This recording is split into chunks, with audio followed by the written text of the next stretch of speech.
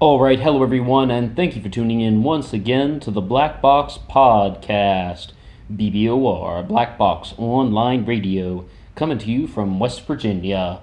Right now, we're just going to kind of do a little bit of a mini upload, and this is going to be kind of the small subject of the day, and the larger thing is going to be coming out later. Recently, I've been going through some of the interviews from Jose Baez, the, of course, lead defense attorney in the Casey Anthony trial.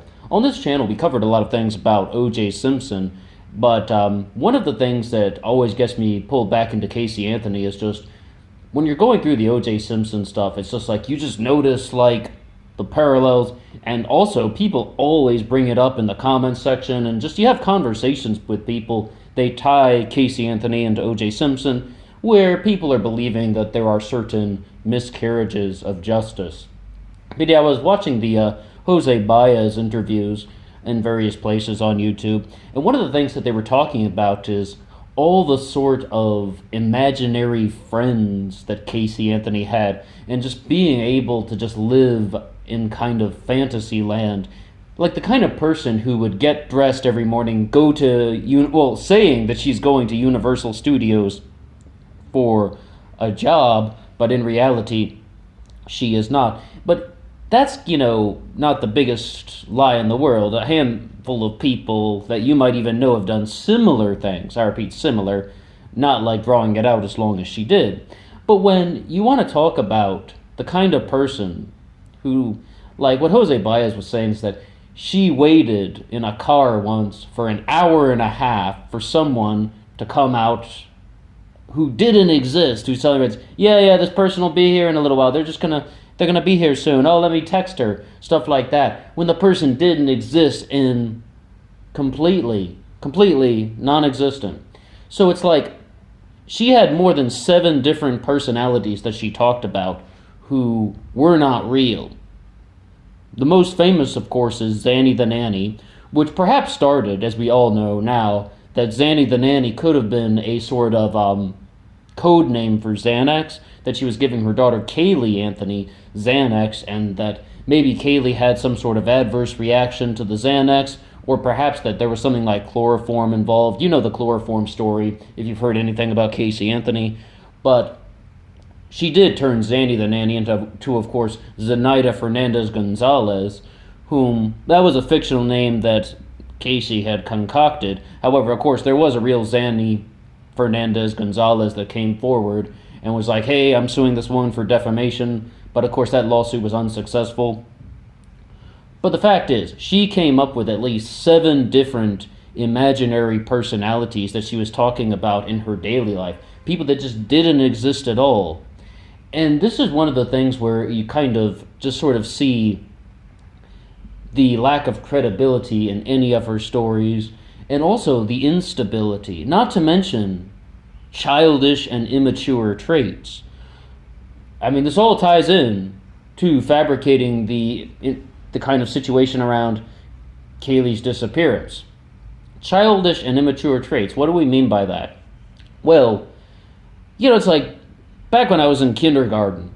I was like 5 years old or something. I'm telling my classmates that I'm going to go to London and I'm going to see my friends.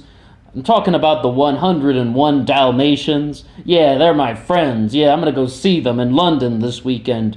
And, that's completely false. I don't actually have cartoon dog friends, but I was telling everybody like that like it was plain as day. And, it's just like children do that. And I knew at least 2 people that kind of did not grow out of that phase, though. It carried on into their teen years when they would just be talking about these very long, detailed events, in their life, about like what they're doing on the weekend, about their sort of, the things that they've done in the past. And very frequently we would learn that it was completely false, and I guess it was happening so frequently, you just kind of turned a blind eye to it. It's just like, oh yeah, that's just Steve, that's just Mike, that's just the way they talk. Some people do not grow out of that sort of childish Fantasyland imagination thing. And here's a big thing about how it relates to something such as murder, child endangerment.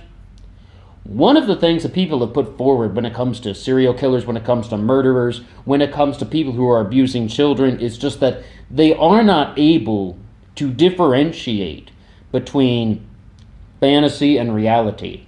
Where it's just like they sort of have like things that they feel comfortable lying about, lying, cheating, deception, or it's like, like if I can just get away with all these lies, then I can get away with anything. That's what it leads to.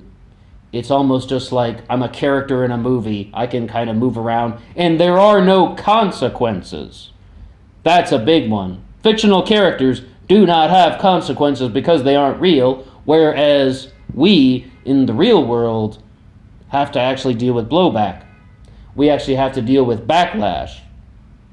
But that's definitely not the case with somebody like Casey Anthony, who most likely, let's not kid around, it's most likely she murdered her daughter.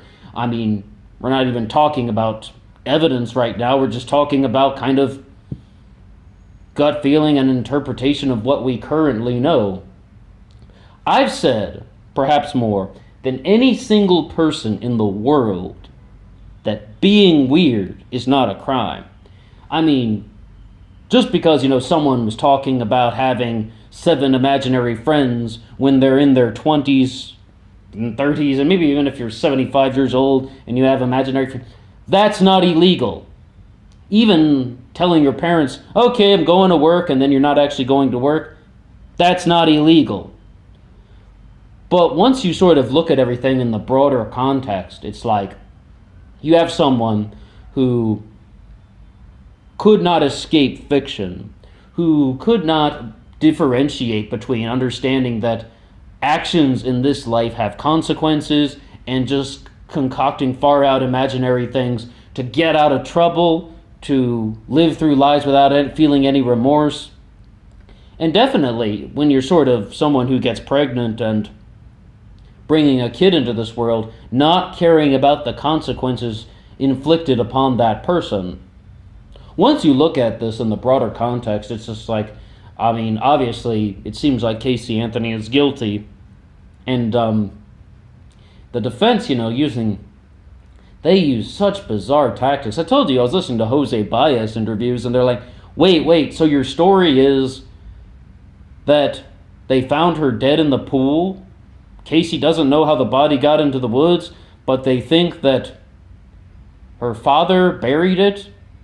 What? And that she was a victim of sexual abuse, but you're not saying why that's relevant? It's just like, it's one of those things where it's just like, if they cannot convince, they confuse. That's what they said so frequently about Jose Baez and Cheney Mason and the defense team, where they're just like, if they couldn't convince, they confused. So they're saying all these kind of weird things, and it's like, when you sort of just look at it in the very broad scheme of things, it sounds so phony. And it is kind of, on the one hand, I would say that I'm very surprised that the jury found Casey Anthony not guilty. On the other hand, I would say that it's like, no, I'm not that surprised, because of look what happened, with something like O.J. Simpson. Look what happens all the time with these kind of high-profile cases. And just when you have a defense attorney like Jose Baez that is going for the confusion rather than conviction, that's what happens. The jury's just like, well, I'm not sure now. They confused as opposed to convict. And it's like, it really is a shame. It's a tragedy. It's a tragedy for Caylee Anthony, who lost her life because she was brought into the world by an unfit mother who just couldn't escape that sort of childish, immature thinking. Here's another thing, though. Forget, like, children and imaginary friends. That's one aspect of it that I do think contributed somewhat to Casey Anthony's personality. What about teenagers telling lies? You ever heard that? Teenagers are liars. And, of course, this is kind of more of the stuff like, I'm going to work, but then you're not actually going to your job. Okay, that's kind of a lie that a teenager would tell, but you can't really get away with that once you've had a kid and you have a kid and you brought her into the world and it's like you're a mother and stuff like that. You can't get away from that stuff. But that all comes back to just immaturity, selfishness, and also lack of accountability, not understanding that there would be consequences in life, inability to differentiate between someone's own fantasies, someone's own delusions, and the real world. Well, that's just our little mini upload for now. Going to do a bigger segment later, so stay tuned for more on BBOR.